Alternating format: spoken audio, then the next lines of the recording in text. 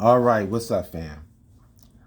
I thought I'd start this video with this Bible verse since Dr. Cologne presents himself as some kind of Christian man and stuff. So I thought this particular verse is appropriate for him because I truly believe he's purposely misleading his followers, making those individuals believe that hip hop culture is every part of their culture. And that's not the truth. The truth of the matter is, hip hop comes from foundational Black American culture. So he needs to re-examine his whole agenda because he's engaging in a bunch of lies and distortions. And I'm not having it personally. All right. So as you can tell from the thumbnail, we're going to talk about Charlie Chase. He's been putting out all these videos with all these distortions and lies. I said, let me address a few of them. So I'm going to make a series of videos addressing particular points. So he didn't contextualize this particular video other than to say that salsa music was played at some jam by Charlie Chase. So I'm trying to figure out, is he trying to say that salsa music is foundational to hip hop? Now, if he's trying to say that, then he's lying.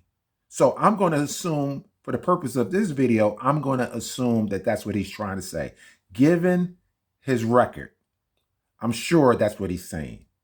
So now he could correct me later, but I'm going to go with what I believe he's talking about since he decided not to contextualize it. All right. So now we know the two founders, there's two founders that most of us agree are the founders of hip hop. There's Kool Herc and Grandmaster Flash. All right. So what I want to do, I'm going to play a little bit of those videos, and basically what they're going to demonstrate is what kind of music that they were looking for in terms of playing. Okay. Hold on. So used to bring Smokey Robinson records, some Motown records down, plus my father bringing records from the wharf. And that's your next foundation. That's foundation. So when I left from Jamaica, I came up here with a heavy accent. That's why I'm going back. I still got mine. I'm not losing. But like I come here and I try to apply reggae music to the American kids, and the heavy accent and the record, them couldn't understand it. Then Bob Marley, the Wailers came along and emphasized more on his vocabulary and the words, and people start pick up on it. So when Eric Clapton made I Shot the Sheriff, I know that was a reggae record. I know that was a reggae record. So right there now I use a lot of James Brown, a lot of, bass line in it, because James Brown is like a preacher to me. James Brown is another lynch. James Brown is another link. Yes, I used his music and a few other, white groups like, Rare Earth, a record called Get Ready, and then the Isley Brothers, a record called Get Into Something, and then some other records that I pick out because I don't play the stuff that the radio play. I play stuff that they should be playing. What was happening musically that pushed yourself, Grandmaster Flash, Kool Herc, Bambaataa? What was happening in the Bronx musically and in the world musically that pushed you guys in this direction? I think for us, since we had no technical nothing, the search was to find that drum beat, that breakdown, that drum solo. So we searched for the drum solo in pop, rock, jazz, blues, funk, disco, R&B, alternative. Anything where the drummer had a solo, that was actually the mission. And there was times I got up early in the morning, like 9 o'clock in the morning, and went record shopping and didn't get home until 10 o'clock at night and had an arm full of records.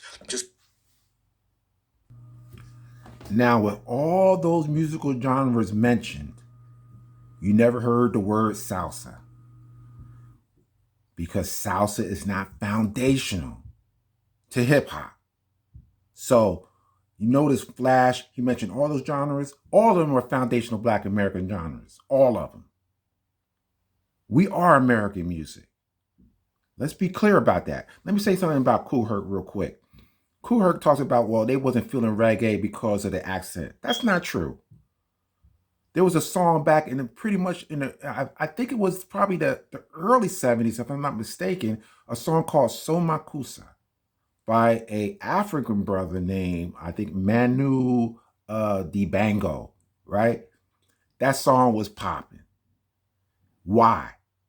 Because it sounded like a song that could have been made, at least the music sound like it could have been made by African Americans.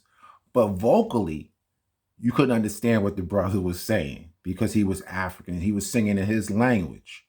So the reason why people wasn't feeling reggae during that time, because they just wasn't feeling it. It sounded odd to them. You know, of course, over time that changed, but that's the reason. That's my opinion. All right, so what I'm going to do right now, like I said, I'm not going to make this a long video. I'm going to remind people like Cologne why salsa is not foundational to hip hop. And even you're going to hear Puerto Ricans acknowledging that as well. Hold on. It was a sweat box, and all you could see was this one light over the turntables, and he was playing that kind of music. And when I saw what he was doing to the crowd and the type of music that he was playing was the music that turned me on. And I'm like, that's what I want to do. I said to myself, I'm never going to get my foot in the door as Carlos Mendez because this is hip hop. You know, you got Flash, you got Theodore, you got all these cats, and they're all black. You know, I like playing this music, but I'm in Spanish. I'm not going to be accepted if I go out there as DJ Carlos Mendez. Just the name alone is going to make you not want to come in the door. So I said, I got to come up with a stage name. I got to come up with something else. My mom was like, what the hell are you doing? You know, why aren't you playing some salsa music? Like, other DJs, they're making good money. Look at Freddie down the block. He plays at the bar. He's coming home with $100 a night. And then I'm like, I don't want to do that, Mom. This is what I want to do. Salsa's beautiful, man. We love salsa. But we can't dance with salsa music. So we would use the music that they would play out for us, you know? Blow Your Head, Super Sperm, Let's Dance. When you got the feeling, let's dance. Man, that was Charlie Chase. He used to play that all the time. I used to love Charlie Chase because I know he was going to rock that for me. So when in like 78, 79, more Latinos started migrating toward hip hop, you know what I mean, as dancing as b-boys and stuff, they kind of changed the whole fabric of the breakdancing thing as b-boys, but it was a gradual thing as far as Puerto Ricans getting involved into hip hop. Puerto Rico was playing congas and timbales in the park while we was playing turntables. All right. Hey, enough said.